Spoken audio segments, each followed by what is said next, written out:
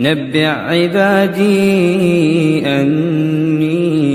أنا الغفور الرحيم وأن عذابي هو العذاب الأليم ونبئهم عن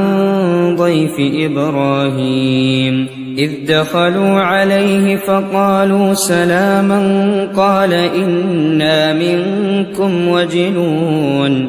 قالوا لا توجل إنا نبشرك بغلام عليم قال أبشرتموني على أن مسني الكبر فبم تبشرون